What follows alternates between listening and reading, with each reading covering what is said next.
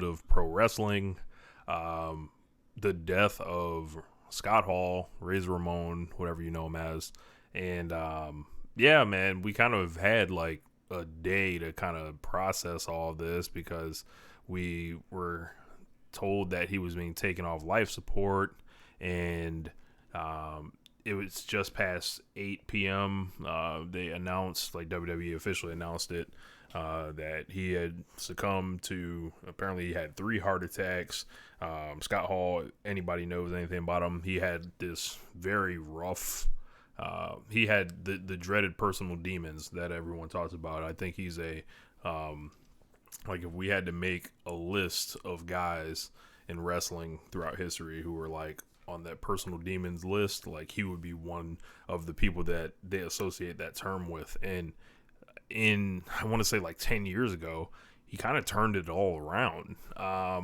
And I think this was a case of like, he was I think he passed, there were complications from his hip surgery, so it wasn't like he free fell back into anything, to my knowledge, or anything like that. But I remember him showing up for the WWE Hall of Fame ceremony in 2014, and he looked almost as good as he had since he was an active wrestler.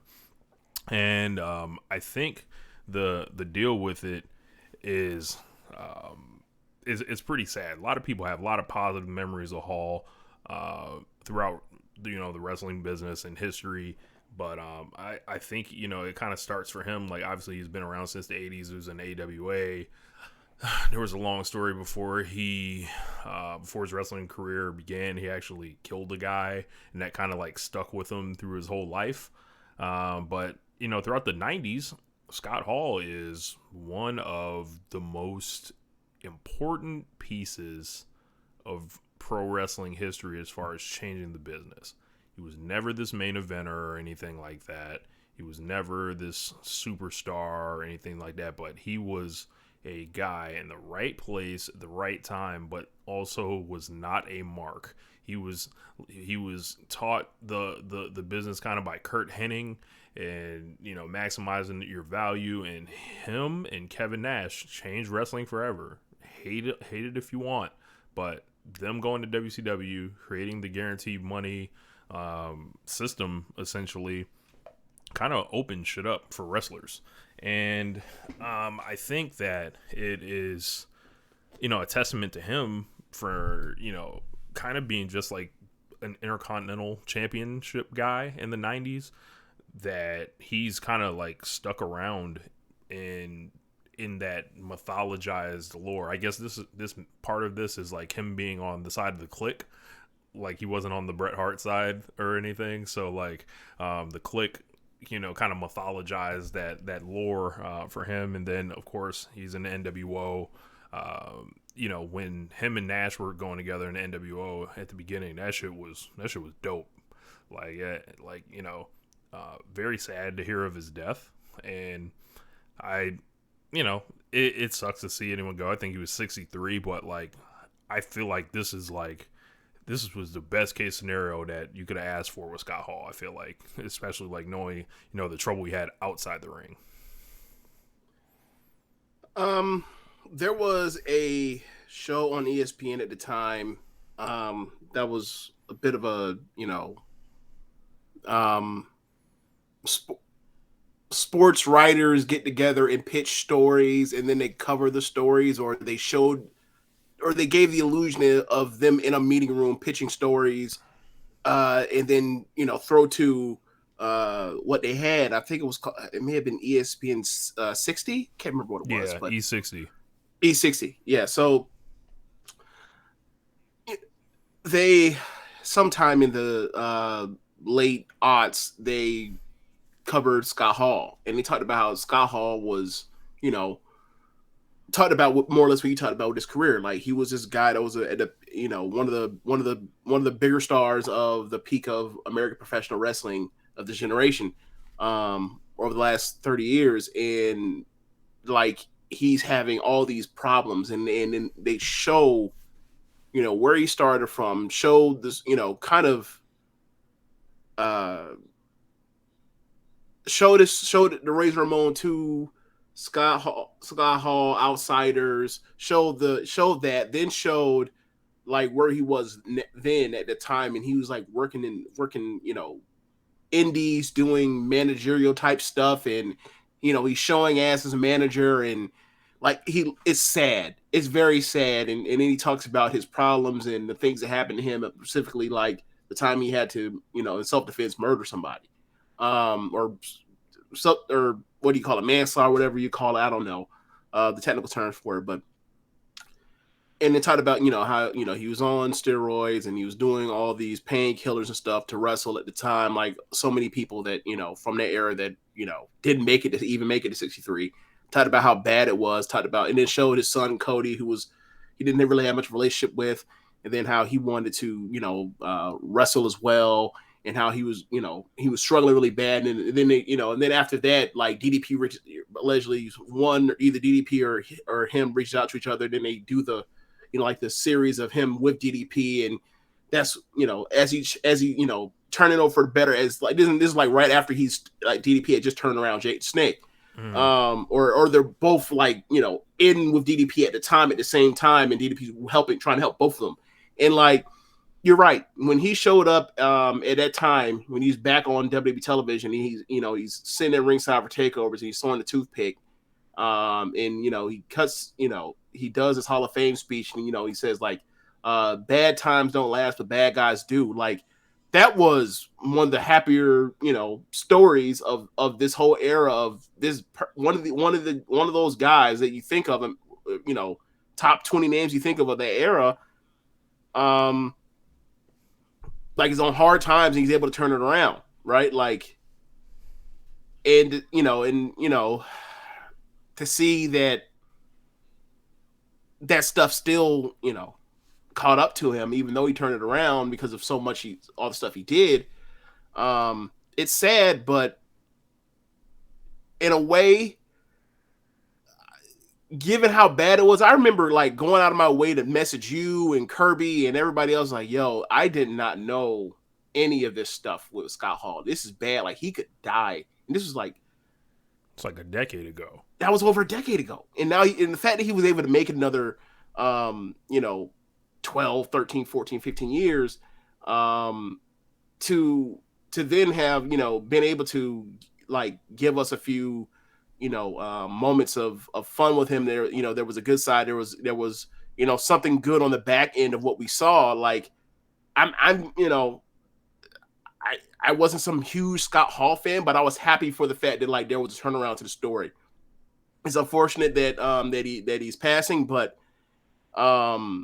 as far as legacy talk, or the way, or his the way people view him in the industry or whatever else, like I feel like he was able to turn a lot of it around, so for the better. So from that perspective, that's the positive I'm taking out of it. It's unfortunate, but I'm not. But I think that we all we're going to see a lot of guys still that didn't die, that didn't go, or given they were in bad situations, didn't leave us, like Eddie or like Eddie did or whatever else. But we're going to see we're still going to see some of the ramification of guys dying still too soon from that era of working on those damn near boxing rings, and doing all those shows and doing all that traveling. Like I don't think we're going to see all those guys make it to 80 like we will hope. And that's unfortunate, but he was able to by the end give us some last really fun moments. A couple things about his career I thought that were pretty interesting was like, it was really interesting how his WWE career was handled. You think about when he first comes in and he's kind of like this big bad scary heel, and they shoot him, kind of to the main event scene like right away, and then they don't like crown him or anything, but after that he becomes like this, he becomes a babyface within a year in the company, and from there he's like the consistent kind of presence. Whenever they need to elevate someone, they could have them go through Razor Ramon. Whenever they needed to bring some stability back to the belt, they can put it back on Razor Ramon. So that's why he had the Intercontinental title a lot of the time. Then I thought it was interesting in 1995.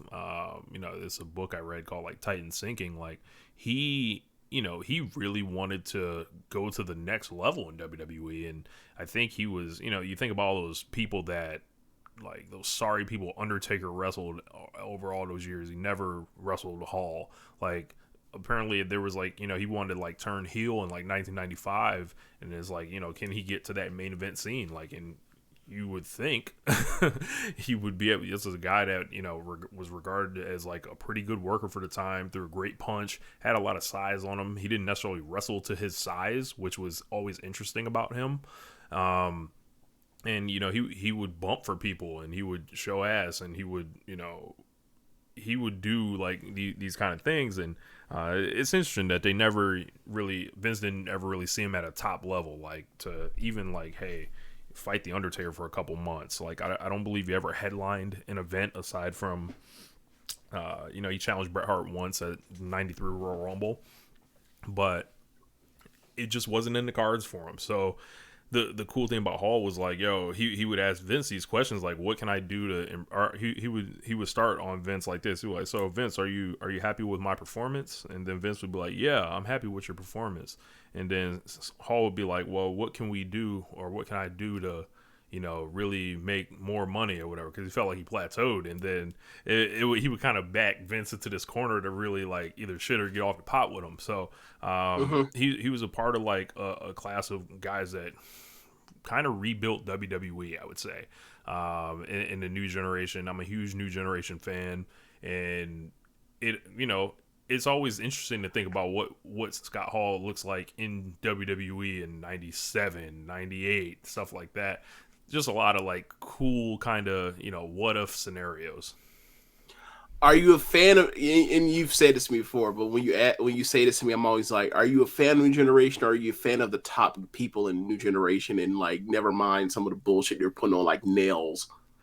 Well, I'll say this, like, I think WWE should wrap their arms around that time period more than they do.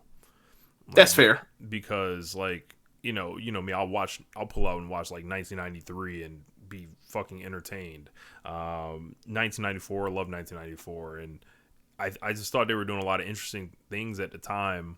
Aside from, of course, there were the occupational gimmicks, but like all the best guys of that time, like you said, Brett, Shawn, Diesel, Razor, Bulldog, In and Out, Owen, Undertaker, like there was something there happening. So, but they couldn't, and then eventually Triple H and The Rock came, and they were under like different gimmicks and all that, but you could kind of see the pieces getting put together. It was like them trying to them getting into and changing their mind out of Owen every other week, it seemed. Right. And I think Hall was like, he was effortlessly cool, and a lot of wrestlers couldn't sniff to be that. And the whole thing is hilarious. Like, he had Vince McMahon and Pat Patterson convinced he was a genius because he spoke with the Tony Montana. They'd never seen Scarface, which is like 10 years old at that point, which is hilarious. So another point to Scott Hall for working these cons. And he had a great run with the NWO for as far as it went. With him, I remember being a kid and seeing Hall and Nash like eventually feuding and not liking it. I was like, man, these guys like. And then I always remember the match where I think it was Halloween Havoc '98, where Nash powerbombs Hall and walks out the ring and loses by countout. He's like, I don't even want to beat him. I remember you being like kind of pissed because I was like, yo, they're like brothers. Like, why are they fighting? I didn't like that. But 98? Yeah. Had the giant Nash powerbomb disaster happened by then? Yes. So they had already banned the powerbomb. Yeah, this was like the end of the year. For some reason, okay, because that's like, because I know that's like 98, 99. Right. And like Nash is like, I'm a heel, but I'm gonna do this babyface ass thing, and I'm gonna get over. Right. Thanks. He's about to be the booker, or he was the booker, or what? Or at least he already had Bischoff's ear. But yeah. Scott Hall, very entertaining squash match wrestler. He would fucking kill guys with the razor's edge. Some of those squashes are on YouTube from when he would be working in like the Action Zone or like any type of random house show. But yeah, man, I'll like rest in peace to Scott Hall. But like James said, it's like a thing. Like obviously, I can't say I was grateful or anything, but it's like this dude wasn't even supposed to get this far. Like, yeah. So yeah, I guess we can start the show.